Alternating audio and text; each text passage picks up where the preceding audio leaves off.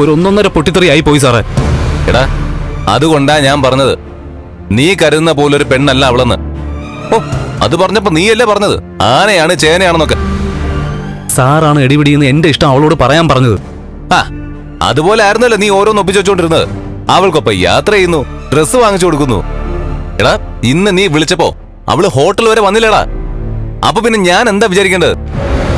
അത് മാത്രമല്ല സാറേ, സാറ് പറഞ്ഞതുപോലെ ഇന്ന് അവളെ കൂട്ടിക്കൊണ്ട് പോകാനായിട്ട് ചെന്നപ്പോ അവൾക്ക് വിഷുവിനായിട്ട് വാങ്ങിയ ഞാൻ കൊടുത്ത സാരി അവൾ ഉടുത്തോണ്ടിറങ്ങിയത്.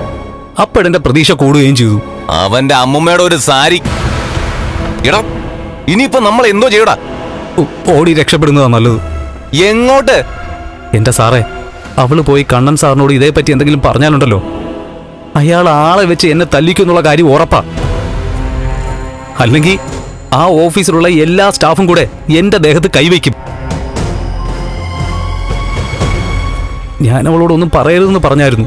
പിന്നെ അവളത് സമ്മതിച്ചില്ല. അവളുടെ ഭർത്താവ് അറിയാത്തതായി അവളുടെ ജീവിതത്തിൽ ഒന്നുമില്ലെന്നൊക്കെയാ അവൾ പറഞ്ഞത്. ഓ, ഒരു പതിവ്രത. അതുകൊണ്ട് ഇനി അങ്ങോട്ട് പോവാതിരിക്കുന്നതാ നല്ലത്. എടാ, തല്ലൊന്നും നിനക്ക് പുത്രിയല്ലല്ലോ. അതുകൊണ്ട് രണ്ടിലൊന്ന് അറിഞ്ഞിട്ട് നീ പോയാ മതി.